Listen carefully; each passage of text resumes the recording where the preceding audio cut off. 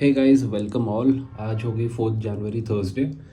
तो guys, market में आज एक गैप अप हमें देखने को मिल रहा है। यहाँ पे 50 पॉइंट से भी ऊपर का गैप है। ऑलराइट, अब कल तक इतनी बेरिशनेस थी मार्केट में, और ऊपर से कल आए थे हमारे एफओएमसी के मिनट्स जो इंडिकेट कर रहे थे एक और बेरिश मार्केट ऑब्वियसली। बट उसके बावजूद हमें यहाँ पे एक जो है इतना गैप अप दिखाई दिया। अच्छा खासा गैप अप है ये, और इसके बाद मार्केट यहाँ पे सस्टेन भी कर रही है। तो अब ये तो इतना ज़्यादा पॉजिटिव मुझे लगता नहीं है कि टिक पाएगा। बाकी एक बार देखते हैं कि क्या रहता है वैसे मार्केट में, कहाँ से मार्केट रेजिस्टेंस लेती है। मैंने जो अभी कॉल ऐड कर रखी है शॉर्ट करने के लिए, वो है 21,550 की, जिसका अभी प्राइस चल रहा है 70 के आसपास। ठीक है, तो गाइस यहाँ पे आपने सेटअप लगाया हुआ है। देखते हैं कोई मौका आता है, स्पाइक आती है इसके प्राइस में, तो वहाँ पे हम इसे शॉर्ट करेंगे। अभी हमने अपना पहला ट्रेड एग्जीक्यूट कर दिया है। अभी कंफर्मेशन इतनी ज़्यादा आई नहीं है, बट एक बार आपको चार्ट पे दिखाता हूँ कि क्या चल रहा है। तो आज के दिन मार्केट को बिल्कुल भी गिरने नहीं दिया जा रहा है। गैप अप होने के बाद भी जो नीचे की जो विक आ रही है, वहाँ से फिर से ऊपर की साइड का मूव आ रहा है। और यहाँ पे इतना आसान नहीं है मार्केट का गिर पाना। उसका एक रीज़न है जो मैं आपको बताऊंगा कि मुझे क्या लगता है कि ऐसा क्यों हो रहा है मार्केट में ऑल ऑफ अ सडन, क्या चल रहा है ये। तो ये है आज का निफ्टी का चार्ट। मार्केट यहाँ पे ओपन होता है अच्छे खासे गैप अप के साथ, जो कि ऑलमोस्ट 80-85 पॉइंट्स का है। और उसके बाद हमें देखने को ये मिल रहा है कि कंटिन्यूसली मार्केट एक अप ट्रेंड फॉलो कर रहा है यहाँ पे। तो मैं आपको कह रहा था कि एक जो मुझे रीज़न लगता है कि ये होने का, क्योंकि और तो कोई रीज़न नहीं है, अगर कोई है तो आप ज़रूर कमेंट सेक्शन में मुझे बताइए। कल जहाँ पे मार्केट क्लोज हुआ, ये वाला जो लेवल है, यहाँ पे काफ़ी सारी हमारी हुई थी कॉल राइटिंग। एक हैवी क्वांटिटी ऑप्शन चेन में यहाँ पे देखने को मिला था। तो वही है कि यहाँ पे मार्केट को लाके ज़बरदस्ती यहाँ पे जो है कॉल्स को वो पूरा उसे स्क्वायर ऑफ कराने की कोशिश करी जा रही है। यहाँ पे डाउन साइड का मूव ऑलमोस्ट प्रोबेबल है काफ़ी। तो ऐसा अक्सर होता रहता है कि जब एक ही साइड की प्रोबेबिलिटी बहुत ज़्यादा बन जाती है कि हाँ वहीं पर ही मार्केट जानी है, तो मार्केट अपना खुद का बिहेवियर दिखाती है, काउंटर मूव दे देती है। अब ये जो काउंटर मूव है ऊपर की तरफ का, ये कितना सस्टेन करेगा कितना नहीं करेगा, ये तो खैर टाइम ही बताएगा। क्या डाउन साइड का मूव जो कि आना ही आना है, वो आज ही आके रहेगा या फिर कल आएगा? आज नहीं तो कल तो आएगा ही आएगा नीचे का साइड का, क्योंकि ये जो है बिल्कुल भी सस्टेनेबल नहीं है ऊपर के साइड का जो मूव आया हुआ है आज। क्योंकि मार्केट में जो सेंटिमेंट है वो भी नेगेटिव है, टेक्निकल्स जो हमारे कह रहे हैं चार्ट, वो भी हमारा डाउन साइड ही शो कर रहा है। तो खैर हमने यहाँ पे कहीं पे अपना एक शॉर्ट साइड का सेल बनाया था, शॉर्ट साइड का ट्रेड बनाया था। यहाँ पे 21,550 की कॉल जो है वो सेल करी थी, जिसमें कि अभी थोड़ा बहुत हम लॉस में है क्योंकि मार्केट ऊपर की तरफ जा रहा है। बट क्योंकि ये हमारी सेलिंग की पोजीशन है, तो यहाँ पे स्टॉप लॉस इतनी जल्दी हमारे हिट नहीं होते, तभी हम अभी लेके बैठे हुए हैं। देखते हैं अगर हम नीचे का मूव कैच कर पाए तो ज़रूर करेंगे। तो अभी तक हमने अपनी पोजीशन को होल्ड ही कर रखा है। तो गाइज़, ये गेम होता है पूरा पेशेंस का। आपको अपने रूल्स फॉलो करने होते हैं और आपको पेशेंटली बिल्कुल फॉलो करने होते हैं रूल्स। छटपटाने का बिल्कुल भी ये कोई जगह नहीं है जहाँ आप छटपटाओ। अपने रूल्स फॉलो करने होते हैं।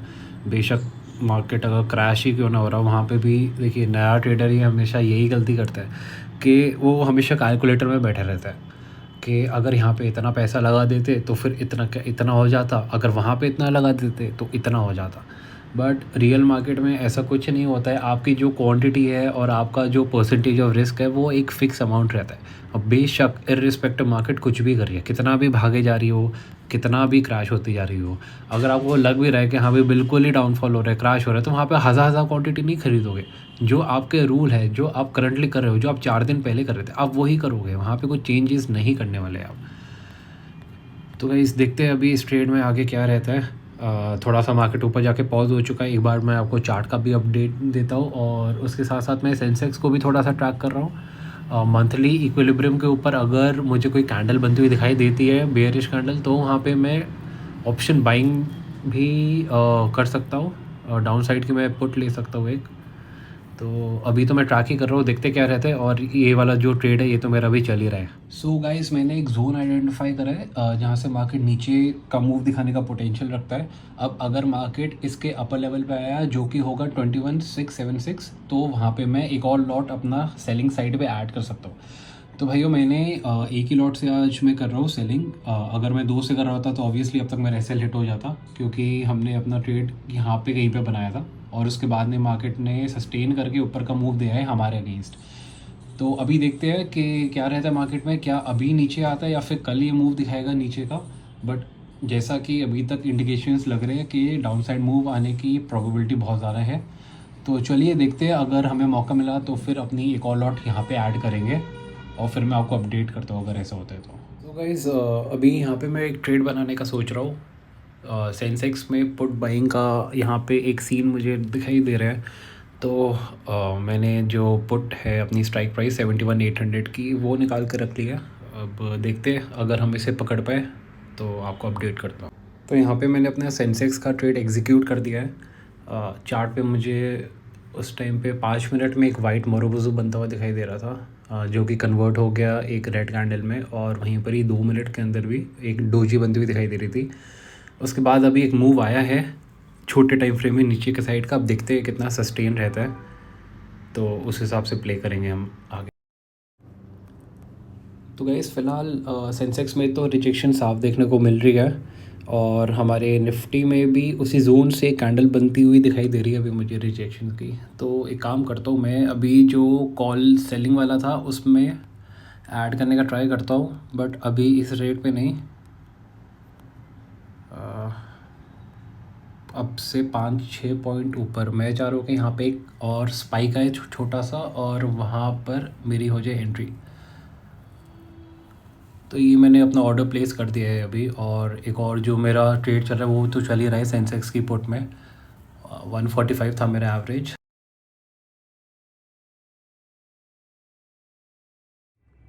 सो गाइज़ अभी 130 हो रहा है, हमारे सेंसेक्स बाऊजी गिरना शुरू हो गया है यहाँ पे। उसी के साथ साथ जो निफ्टी का चार्ट है वो भी वीक लग रहा है। ये भी अपना डाउन साइड मूव दिखाने के लिए रेडी लग रहा है। तो हमारी जो पोजीशन है वो लास्ट जो पोजीशन बनाई थी सेंसेक्स की, बाइंग करी थी, एक स्पाइक हमें देखने को यहाँ पे मिल रहा है निफ्टी का जो है। इसमें मैं चाह रहा था कि यहाँ पर अगर प्राइस है तो वहाँ पे मैं एक लॉट और ऐड करूँ शॉर्ट करने के लिए, बट वहाँ पे मौका नहीं लगा। अभी के हिसाब से तो नहीं लग रहा कि वापस बाउंस बैक करेगा। तो देखते हैं क्या रहता है आज का कंबाइंड हमारा।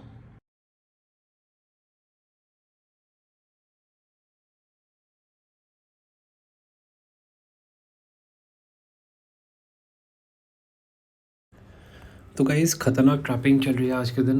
मार्केट्स बिल्कुल भी इजी नहीं रहने वाला, चाहे वो सेंसेक्स हो या फिर निफ्टी हो, आप कोई भी इंडेक्स लगा के देख लो। दिन के 2:30 हो चुके हैं। निफ्टी कॉल सेलिंग में मेरा अपडेटेड जो सेटअप है वो ये है। अभी तक मेरे पास एक लॉट है, मैं यहाँ पे एक और लॉट ऐड करूँगा। अगर प्राइस 103 के ऊपर जाकर 106 के आसपास आता है तो मेरा एंट्री पॉइंट रहेगा 106। फिर मेरा दोनों लॉट के लिए एग्जिट हो जाएगा 109। और अगर ऐसा नहीं होता है तो फिर एक लॉट जो है उसका ट्रेड हम चलने दे रहे हैं डाउन साइड के लिए। और जो मैंने सेंसेक्स की पुट लॉन्ग कर रखी है उसका अभी ये चल रहा है। तो और ये जो चार्ट है, एक हाई लगा के सेंसेक्स में यहाँ पे एक टॉप लगाया, उसके बाद जो है बिल्कुल नीचे की तरफ एक पैरेलल चैनल चल रहा है। बट गाइज़ यहाँ पे अगर हम देखें तो ये जो चैनल की अपसाइड है, अगर प्राइस जब जब यहाँ पर आता जा रहा है तो एकदम ऑप्शन का प्राइस ऑब्वियसली टूट रहा है। तो इसमें हमें थोड़ा सा केयरफुल रहना पड़ेगा, क्योंकि ये बाइंग की पोजीशन है और सेंसेक्स है। सेंसेक्स का इतना भरोसा नहीं रहता, कभी भी कैसी भी मूवमेंट दे देता है। तो मेरी कॉल सेलिंग से ज़्यादा नज़र अभी है सेंसेक्स के ऊपर, क्योंकि पोजीशन बाइंग वाली है और ये इंडेक्स भी वॉलेटाइल है। मार्केट आज इंडेक्स ऑप्शन ट्रेडर्स को बहुत ज़्यादा तंग कर रहा है, क्योंकि कल इतनी ज़्यादा बायसनेस बन गई थी कि बेरिश साइड की काफ़ी सारे लोगों ने शॉर्ट पोजीशंस बना रखी थी वहाँ पे। तो मार्केट ने सुबह ही एक काउंटर मूव दिया, अपसाइड ओपनिंग दिखाई, छोटी सी रेंज बनाई, उसके बाद मार्केट एक अपसाइड में गया।